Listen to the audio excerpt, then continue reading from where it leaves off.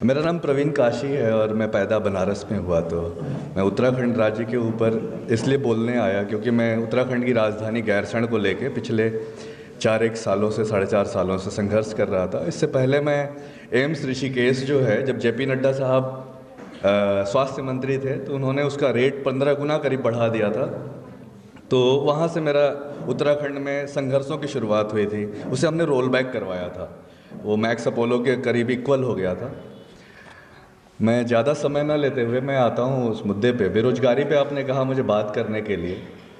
बेरोजगारी पूरे देश में लगभग कमोबेश एक ही जैसी है, परसेंटेज का थोड़ा सा अंतर है। और पढ़ाई लिखाई के मामले में मेरे ख्याल से उत्तराखंड जो है काफ़ी रिच स्टेट है। सबसे ज़्यादा अगर अच्छे ठीक ठाक पढ़े लिखे लोग हैं तो वो उत्तराखंड उसमें टॉप 5 में आता होगा, टॉप 3 में आता होगा, अगर मेरा आंकड़ा सही है तो। इतने बुद्धिजीवी लोग किसी और स्टेट में नहीं हैं, केरल वेरल के बाद। लेकिन उसके बाद भी बेरोजगारी का जो आलम है वो बहुत ही खतरनाक स्तर पर है।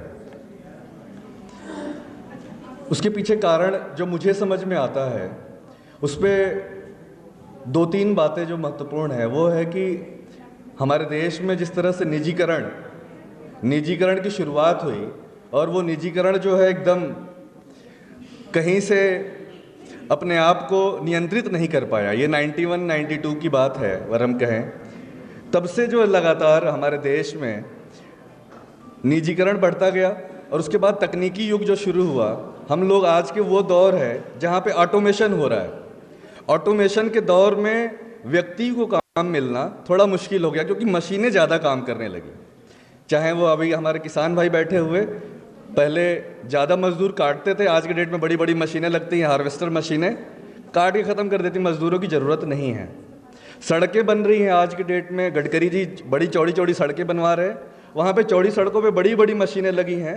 तो ये ऑटोमेशन का दौर है जहाँ पे ऑटोमेशन ने, तकनीक ने जो है मानवीय श्रम को कम कर दिया। और मानवीय श्रम जब जैसे जैसे कम होता गया वैसे वैसे जो है लोग जो है बेरोजगार होते गए। जहाँ अब तो रोबोटिक वर्ल्ड भी शुरू हो गया, मतलब अब रोबोट भी जो है हर जगह पे दिखेंगे, कारें जो है ड्राइवरलेस हो गई हैं।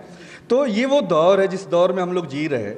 तो हमें यहाँ पे सोचना पड़ेगा कि प्रो पीपल पॉलिसी एम्प्लॉयमेंट के लिए पहली चीज़ ये है कि क्या, जैसे आज के डेट में हम लोग ये कह रहे हैं कि प्रो एनवायरनमेंट हमें पॉलिसीज़ बनानी पड़ेंगे, हमारे जो इको फ्रेंडली जो है हमें नीतियाँ बनानी पड़ेगी, वहाँ पे हमें प्रो पीपल सोचना पड़ेगा। क्योंकि अब हम आने वाले समय में करीब 150 करोड़ पूरे हिंदुस्तान में होंगे। उत्तराखंड में भी आबादी ठीक ठाक होगी और नौजवान जो है ठीक ठाक पढ़े लिखे हैं। स्किल्स कम नहीं है। सवाल ये है कि हर रोज़ स्किल बदल जाती है। मुझे याद है कि पहले ये कहा गया कि बीटेक कर लो, फिर है ना, जब बीए बीएससी चलता था तो ये आया कि बीटेक करो और रोजगार मिलेगा। फिर अचानक से एक दौर शुरू हुआ कि एमबीए भी कर लो। ये सवाल यूपीएससी और पीसीएस का नहीं है। यूपीएससी और पीसीएस एसएससी में तो वैकेंसी ही नहीं है, और पुलिस में वैकेंसी नहीं है। सवाल ये है कि हमने हर पल, हर दशक में, हर 5 साल में एक नई तकनीक से हमारा पाला पड़ रहा। अब वो पुरानी तकनीक जिसने सीखा है, चाहे वो बैंक में करते हुए कर्मचारी हों, चाहे वो पोस्ट ऑफिस में काम करने वाले कर्मचारी हों, उनके लिए एक बड़ी मुश्किल दौर आ जाता है कि वही वो स्किल्ड नहीं होते हैं अपने दौर से। तो जो नए नौजवान हैं उनके लिए तो अब तकनीक से एक जो है युद्ध करना पड़ रहा है। तकनीक जो है, कुछ लोग जो, मान लीजिए रिलायंस है, हम रिलायंस को उदाहरण के रूप में ले लें, उनकी सबसे ज़्यादा टर्नओवर है, सबसे ज़्यादा प्रॉफिट कमाती है, लेकिन उनके पास एम्प्लॉय कितने हैं? 2 या 2.5 लाख। टोटल जो है, जो सबसे ज़्यादा अमीर कंपनी है, जो सबसे ज़्यादा वेल्थ जनरेट कर रही, वो एम्प्लॉयमेंट कितना दे रही है? प्रॉफिट सबसे ज़्यादा शेयर करती है। अडानी की कंपनी है या टाटा की कंपनी, सभी लोग जो है सबसे ज़्यादा वेल्थ क्रिएट कर रहे हैं, लेकिन एम्प्लॉयमेंट जनरेट नहीं कर पा रहे। तो यहाँ पे हमें बहुत ज़रूरी है उस बात पे करना, केंद्र बिंदु उस पे ध्यान देना कि क्या प्रो पीपल पॉलिसीज बनाने के लिए सरकार तैयार है?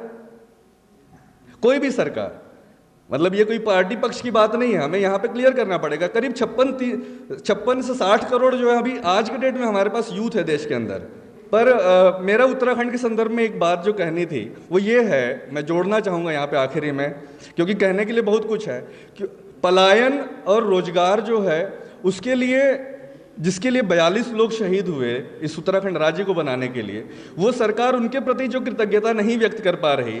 जो बात हुई थी कि भाई पीसी जोशी, वीरचंद सिंह गढ़वाली, 1994 में जो है तमाम बड़ा आंदोलन हुआ, जिसके लिए लोगों ने रामपुर तिराहा कांड और मुजफ्फरनगर कांड हुआ।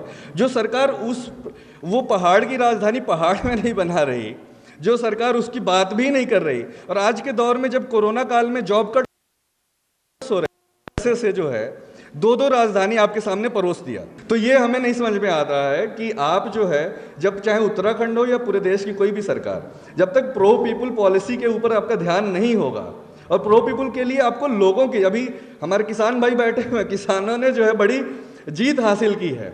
इनको जो है ये कहा जाता है, किसान को ये कहा जाता है कि ज़्यादातर अनपढ़ लोग होते हैं। उन लोगों ने जो है इस सरकार को 3 काले कानूनों के ऊपर बैकफुट पे ले गए, क्योंकि वो प्रो पीपुल नहीं थी वो पॉलिसी। एमएसपी जो है वो प्रो पीपुल पॉलिसी है।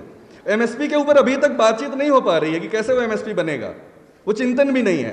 तो हमें एम्प्लॉयमेंट के ऊपर ये सोचना पड़ेगा कि 56 लोग, अगर 56 करोड़ नहीं, अगर करीब करीब 80 से 90 करोड़ लोग हैं जिनका पेट का सवाल रोज उन्हें पूरा करना है, तो वो 80-90 करोड़ लोगों के लिए आप जो है वो सब लोग बराबर हैं, तो उनको मिनिमम वेजेस कैसे आप देंगे? वो महिलाएं भी हैं, बहुत सारी महिलाएं जो हैं मतलब काम करना चाहती हैं और काम नहीं मिल रहा है ना, वो चाहती हैं सम्मान के साथ जीना, तो रोजगार जो है वो सम्मान का विषय है। तो मैं फिर से, भाई साहब खड़े हैं है ना, बुरा लगेगा इनको, लेकिन हमें इस पे मेरा एकदम फोकस है, प्रो पीपुल पॉलिसी की बात हो और प्रो करते हैं। आप बुद्धिजीवी लोग हैं। धन्यवाद, बहुत बहुत धन्यवाद।